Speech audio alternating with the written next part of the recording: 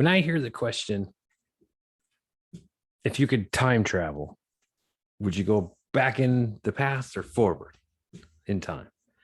Like essentially, do you want to see your ancestors or your descendants? That's a common one. And I usually say neither because I like to live in the present. But today, we're going to pretend. So we're going forward in time. And we're going to go way forward. I was going to draw a DeLorean here, but they are pretty complicated, sounds like. So we're going to visit a very successful company in the future. And they make products that change people's lives. It's very, very important work, very important work. And that company is iCorp. iCorp is in a very competitive market. They make augmented reality devices and services to go with those devices. They augment reality, and that experience can be customized to each user. And iCorp has an opening internally, as it turns out.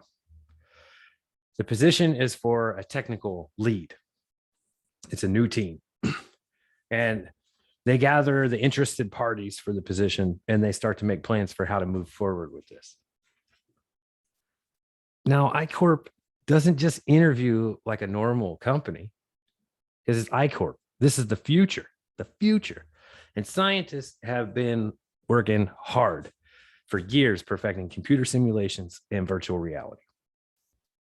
And iCorp just has to send these applications through a barrage of computer simulations, and it'll collect the data.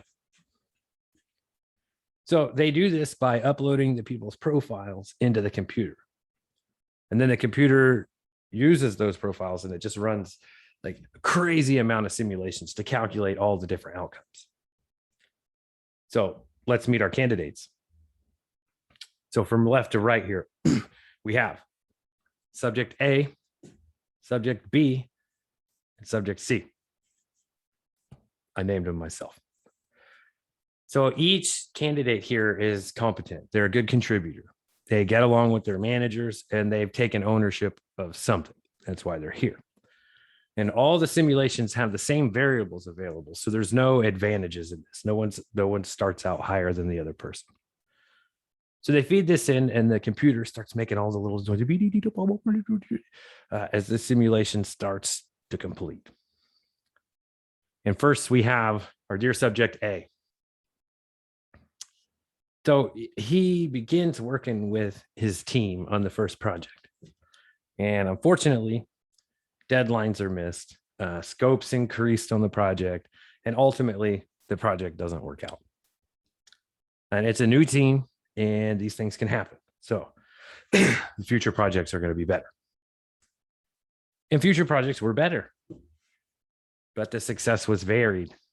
Scope cuts, missing features, deadlines, burnout, team churn, and the normal stuff, more and more and more. And eventually another project fails.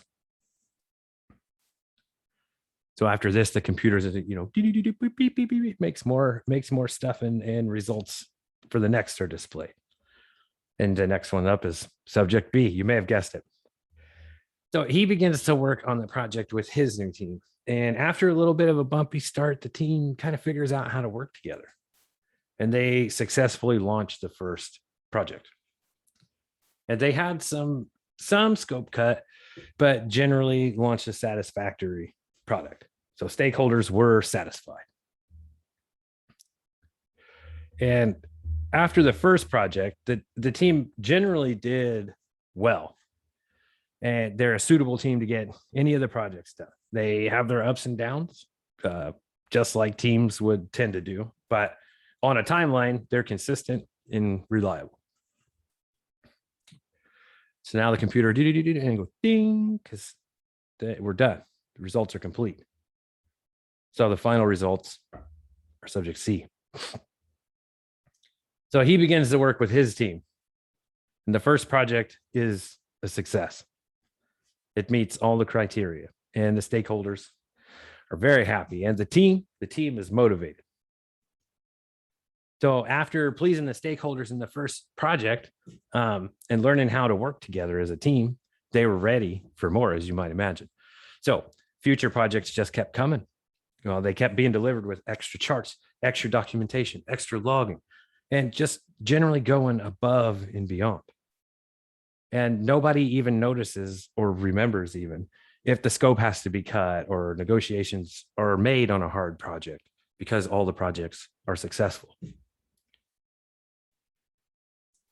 So let's imagine this simulation continues indefinitely. What would you think happens to each of these subjects? What happens to subject A? What about subject B? Why would that happen? So if these kind of leaders aren't people managers, because I've heard some people say, I'm going to do this because I don't want to be a people manager. Why do they seem to matter so much? It's because in these situations, these people are leaders. And leaders are expected to lead.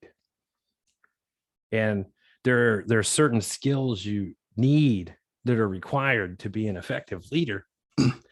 And we all possess some of them to a varying degree, if we've made it into any sort of positions like this, and even if not. But these are skills that they need to be learned. And it's just like someone who's doing the work, or in tech, it's the individual contributor.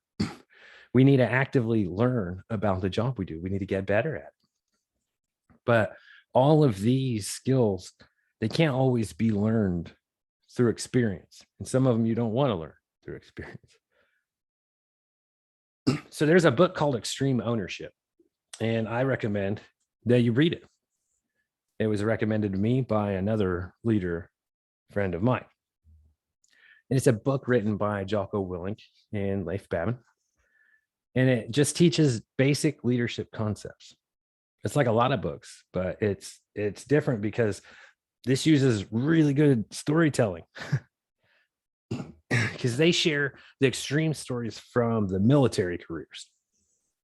So they demonstrate these leadership skills and being critical in life or death situations.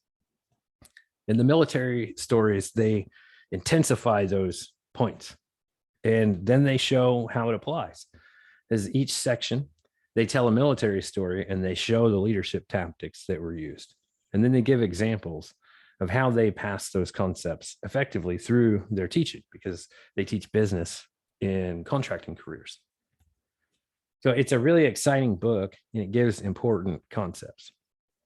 It doesn't teach the concepts necessarily in a lot of depth, but it definitely is a great start. And I don't want to dive too much into the book, into the specifics, because I wanted to pique your interest. And once you're aware, you can read this and start unpacking these things. It also tells you how to identify that in every situation where you're responsible. Essentially, you can always lead. You always have the responsibility and can exercise these same concepts. So if you want to learn something more specific, rather than just concepts or going through different materials, well, you get a hold of your manager, your lead, like whatever they call them. If you don't have one of those, get a mentor. If you don't have either of those, go find one, because they're important. So that way you don't need to figure out how to learn on your own. That can help. You can get in a group of peers just like you. Like if you're a manager, start a management lunch group and just talk, because iron sharpens iron. You can figure out things that other people learned, and you don't have to do it on your own. There's also individual and group training or coaching that can be arranged in a lot of different ways. Because almost every group I've told this to says, what happens to subject A? They usually get fired. But they shouldn't be in a leadership position. They just need to be trained. It's going to take a significant amount of coaching, so I don't think they're ready. And subject B is fine. He just needs some more training and awareness. This is generally doing well, and the team it's a component, but I don't think they're reaching their potential. And leaders should always strive to learn more and do more in leadership. And subject C is obviously a leader. So they'll likely get promoted wherever they're at, but they definitely belong in a leadership position. So if you'd like to have specific topics talked about, or you want to give me feedback, or you want to request something, go ahead and leave a comment or get a hold of me. And I do some live coaching on the side. So if you're interested in that or some specific coaching like I was talking about, go ahead and message me.